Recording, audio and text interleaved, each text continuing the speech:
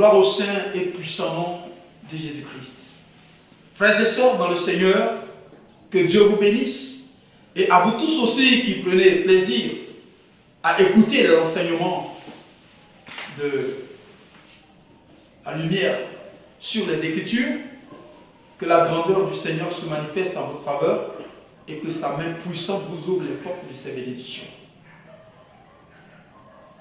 Au nom de Jésus, la Bible nous dit que tout ce que vous allez faire en œuvre ou en parole, que vous le fassiez au nom de Jésus. Colossiens chapitre 3, verset 17. Et un jour viendra, c'est au nom de Jésus que Dieu sera reconnu. Tel que la Bible le dit dans le livre de Philippiens, chapitre 2, verset 8 jusqu'à 10 là-bas, en son nom, tout genou fléchira dans les cieux, sur la terre et sous la terre. Et toute langue confessera que Jésus est Seigneur, à la gloire de Dieu le Père. Alléluia. Que Dieu vous bénisse. Alors, dans le courant de notre enseignement, il faut comprendre qu'il y a 3 étapes à franchir qui constituent le plan du salut pour celui qui croit au Seigneur Jésus. Donc, quiconque veut être chrétien, un chrétien accompli, doit avoir couvert ces 3 éléments qui constituent le plan du salut. Alors, nous en avons eu un. Donc, le premier, c'est la repentance. Eh bien, le deuxième élément, c'est le baptême d'eau. Car le serviteur de Dieu, lorsqu'il était en train d'échanger avec le Seigneur Jésus, Nicodème, le Seigneur lui a donc dit qu'il faut que l'on naisse de nouveau. Personne ne peut voir ni hériter le royaume de Dieu s'il n'est pas né de nouveau. Mais mon Seigneur, comme un homme si grand, adulte, dur dans ses jours et dans la chair, peut-il rentrer dans le ventre maternel et ressortir né de nouveau? Le Seigneur lui a dit, tu ne comprends pas grand-chose. Quand bien même tu sois un docteur de la loi, que celui qui ne naît d'eau et d'esprit ne peut hériter le royaume de Dieu. Donc, naître d'eau, c'est le baptême d'eau. Naître de l'esprit, c'est le baptême dans le Saint-Esprit. C'est pour cela, dans Hébreux, chapitre 6, du verset 1 au verset 2, lorsque le Seigneur, qui avait déjà parlé par la bouche de l'apôtre Paul dans 1 Corinthiens chapitre 3, l'apôtre dit au verset 9 que j'ai posé le fondement comme un sage architecte et que chacun prenne garde à la manière dont il construit dessus. Et il viendra nous dire dans Hébreux chapitre 6 que sans poser de nouveaux fondements qui partent de la foi en Dieu, de la doctrine des baptêmes, de la résurrection des morts, de l'imposition des mains et du jugement éternel. Les 6 éléments de la doctrine qui sont suffisants pour l'homme, parce que 6 est le nombre de l'homme. Donc, il y a le baptême. Nous voyons déjà dans les évangiles, à la fin de l'évangile qu'a rapporté Marc, au chapitre 7, verset 16, il dit, celui qui croira et qui sera baptisé sera sauvé. Mais celui qui ne croira pas sera condamné. Alors il y a des pasteurs, il y a des prédicateurs, il y a des apôtres même qui prétendent dire que le baptême n'est pas nécessaire. Et que si le baptême était vraiment utile pour le salut, le Seigneur Jésus-Christ n'aurait pas admis le bricant à la croix au paradis.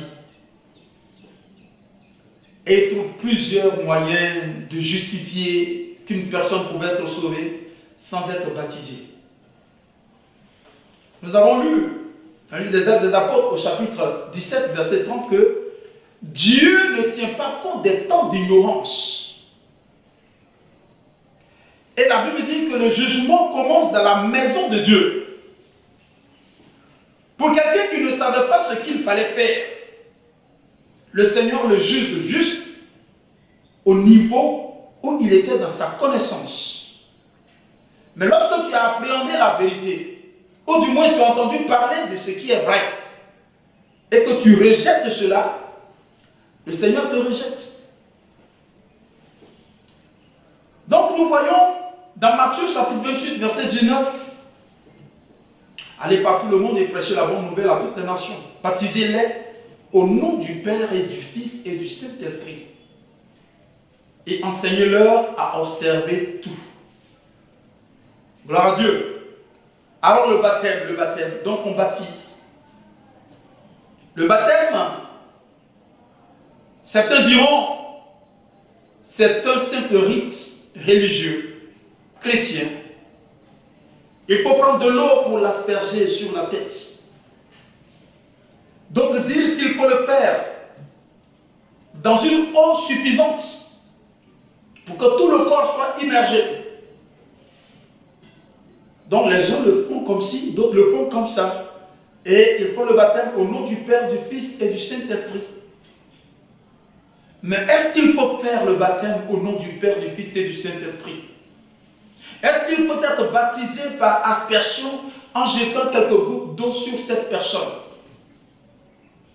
Est-ce qu'il faut faire le baptême par immersion, c'est-à-dire le plonger sous l'eau en prononçant les mots au nom du Père, du Fils et du Saint-Esprit? Il y a d'autres qui font le mouvement 3 fois dans l'eau. On t'immerge dans l'eau une fois au nom du Père, deuxième fois au nom du Fils, troisième fois au nom du Saint-Esprit. C'est ridicule tout ça. Tu n'ajouteras pas la parole et tu n'en retrancheras rien. Il faut suivre l'ordre du Maître. C'est pour cela qu'il est important de considérer les dispensations. Quand le Seigneur va donner l'ordre, précisément lorsque nous arrivons à la période de la dispensation de la loi, il va dicter les principes, les ordres à suivre à son serviteur Moïse. Il parle à cet homme et cet homme est chargé de transmettre les oracles de Dieu à son peuple. Dieu ne choisira pas quelqu'un d'autre. Et ce n'est pas lui-même qui va venir parler à ces hommes-là. Lorsque celui qui est l'autorité déléguée commencera par exposer ce que le Seigneur lui a révélé, c'est terminé. Le Seigneur suit cela pour que les âmes soient dans la joie, dans la paix et dans le salut de Dieu. Alors le baptême doit être fait comment? Le baptême doit être fait par quel nom? Mais pourquoi le baptême? Pourquoi le baptême? Et dans quel nom le baptême doit-il être fait? Alléluia. Quand nous allons considérer les Écritures, quand nous allons essayer d'aller en profondeur, vous allez voir qu'il y a des formules de baptême et des formes de baptême qui ne répondent à rien devant le Seigneur et selon Dieu. Mais le baptême n'est pas un simple rite religieux. Le baptême a une profondeur spirituelle. Le baptême constitue quelque chose d'indispensable aux actes que doivent accepter les chrétiens pour parvenir au Seigneur Jésus-Christ. Parce que le baptême aussi fait référence à Jésus. Et celui qui ne fera pas le baptême conformément à ce qui devait être fait, expliqué par le leader que le Seigneur nous a accordé, par le responsable de la dispensation, de la période de l'Église, la période de la grâce, celui-là qui ne respectera pas ça, il ne pourra pas être accepté par le Seigneur. Gloire à Dieu. Alors, il y a certaines personnes qui baptisent les enfants.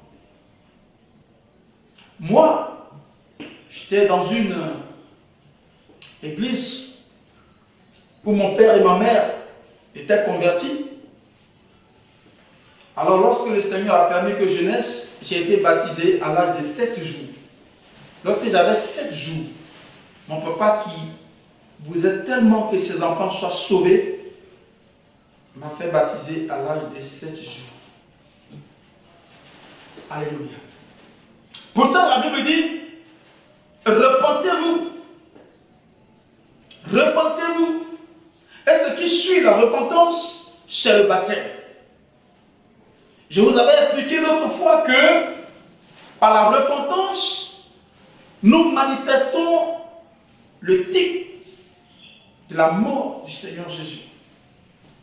Car Romains chapitre 6, le verset 1 à 2 dit, vous qui êtes morts au péché, comment vivriez-vous encore dans le péché?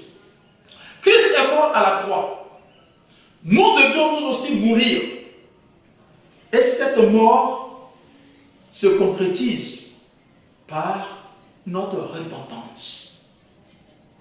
Mais après la mort, on enterre, on ensevelit cette personne. Mais voici que les enfants qui n'ont rien à voir avec le péché, même s'ils ils seront coupables de quelques actes, ils sont mineurs. Leur esprit ne saisit rien, ils ne comprennent rien. Donc ils n'ont pas besoin d'être baptisés parce que même la Bible nous enseigne, je crois dans le livre de 1 Corinthiens chapitre 11, que les enfants sont sauvés par la foi de leur mari, par la foi de leur père ou de leur mère, leurs parents convertis. Gloire à Dieu, ils n'ont pas besoin d'être baptisés. Inquiétez-vous de vous-même, soyez préoccupés par vous-même, repentez-vous.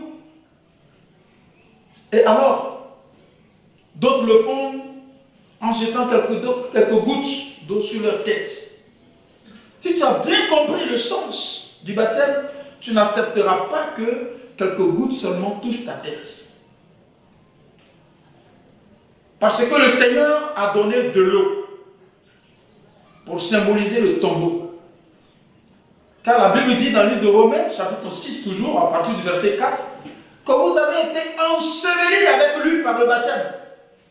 Vous avez été enterrés avec lui par le baptême. Et quand nous voulons voir la signification étymologique de ce mot par rapport au grec, c'est une expression qui est dite baptizo. Et le sens de ce mot, c'est immerger, faire rentrer sous l'eau. Donc, on ne prononce pas un mot pour rien. On ne dit pas baptême. Lorsqu'on met des gouttes d'eau sur quelqu'un, c'est très différent. Ça, c'est l'aspersion. Ce n'est pas baptême. Parce que le geste qu'ils accomplissent est différent de ce que baptême signifie.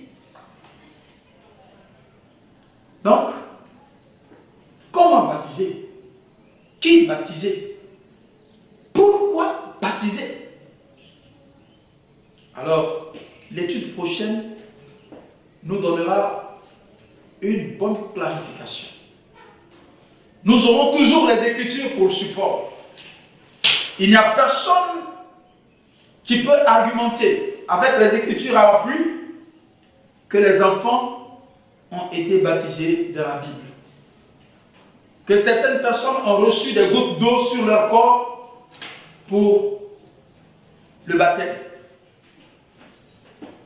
Et que d'autres se soient baptisés par immersion même au nom du Père, du Fils et du Saint-Esprit. Mais alors, comment le baptême doit-il être fait? Par quel nom cela doit-il être fait? Et pourquoi est-ce qu'il faut faire cela en ce nom? Alors, frères et sœurs, soyez tranquilles. La parole de Dieu est là. C'est elle qui nous conduit à Dieu.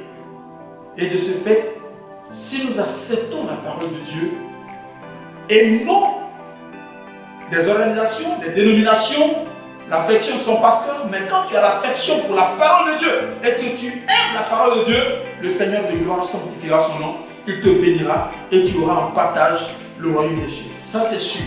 Que Dieu vous bénisse au nom de Jésus. Amen.